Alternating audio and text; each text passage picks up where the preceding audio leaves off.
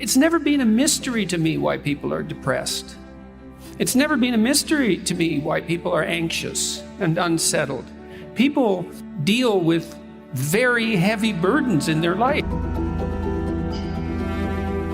There's far more to you than you think, because it turns out that you have substantial problems, genuine, deep problems of malevolence and suffering, but that if you decide that you will take that on as your responsibility, dark as things are, there's more light in you than you know what to do with, and there's more light in you than you can possibly manifest.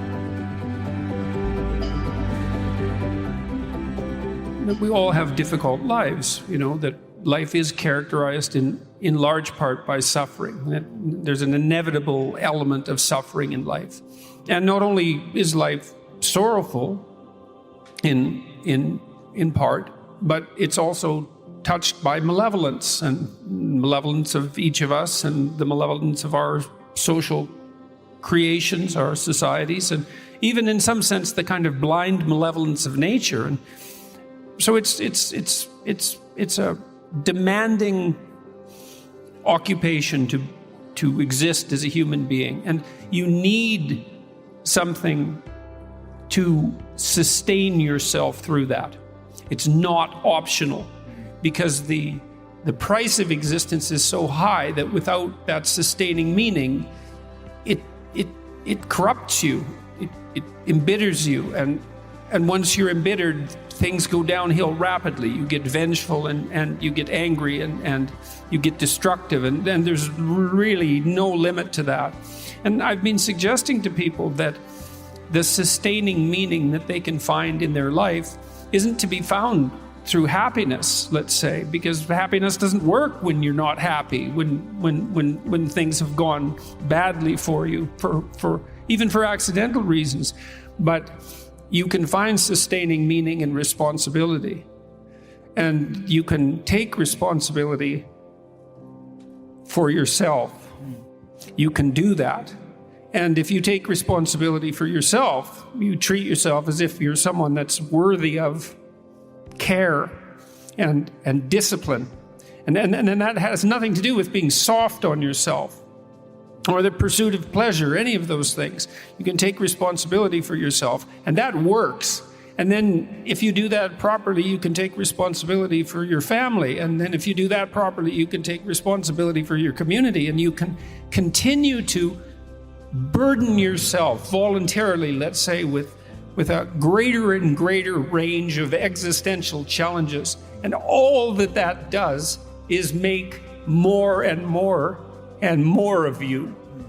And that works as an antidote to the catastrophe of life. And so I speak to my audiences seriously and pessimistically in some sense about part of the substructure of existence, the mortal side, the fragile side. But there's more to you than there is to what faces you. And I believe that to be true. And then I'm encouraging people to attempt that. And I think part of the reason that the book has been perhaps particularly popular among men is because I don't think we do a very good job at the moment of encouraging men. We have this idea that there's something intrinsically oppressive about the patriarchy and about masculinity in general. And I think that's nonsense. I think that strong, honest, truthful, courageous men pursuing noble goals is of great benefit to everyone, male and female alike. I've always looked at things, I think, in some ways from the opposite perspective of most, and maybe even most psychologists. It's never been a mystery to me why people are depressed. It's never been a mystery to me why people are anxious and unsettled. It seems obvious why they're concerned and hurt and anxious and unsettled. I think the mystery is how it is that we can conduct ourselves so that can remain under control. I mean, people deal with very heavy burdens in their life. You don't have to talk to someone for very long. Someone you might be thinking is doing quite well in the world, and sometimes people are. But you don't have to scratch very deep beneath the surface before you find out that they have a family member who has a serious illness, or someone who's suffering through an economic crisis of one form or another, or who there's some source of genuine tragedy 1 degree removed from them, if it's even removed. And most people, even as individuals, have at least one serious problem that they're dealing with. And so it's no mystery that people find it difficult to orient themselves in the world. And the mystery is, well, what can you do about it? And we do know what you can do about it. What you help people do is to identify their problems. That's the first thing, is to confront what's there, the reality of what's there, as bluntly as possible. And so you often end up, as a psychotherapist, talking to people about their array of problems. It's as if they're putting their cards on the table.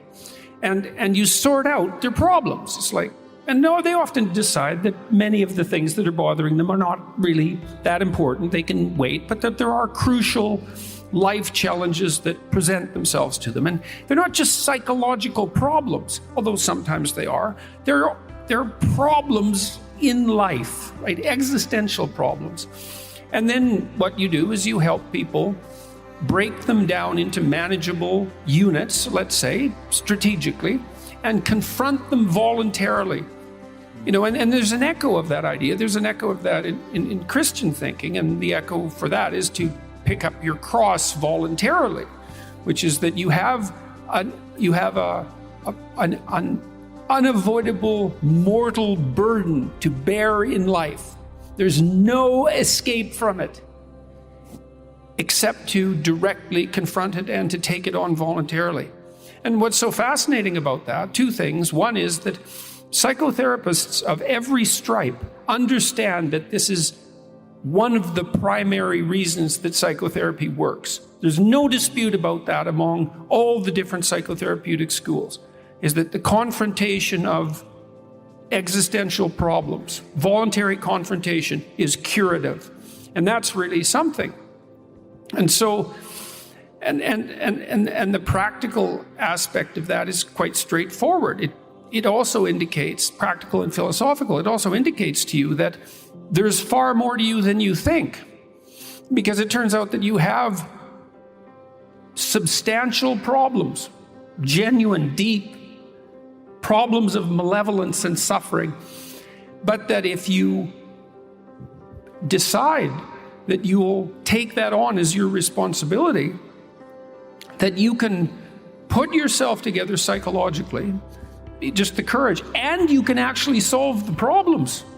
And that seems to be true. It's not a naive wish. It seems to be well within our capacity. And I mean, that's part of the message, I would say, of 12 Rules for Life, is that dark as things are, there's more light in you than you know what to do with, and there's more light in you than you can possibly manifest. And the way to find that out is to challenge yourself against these massive problems, and to find out that you're the one that can deal with them.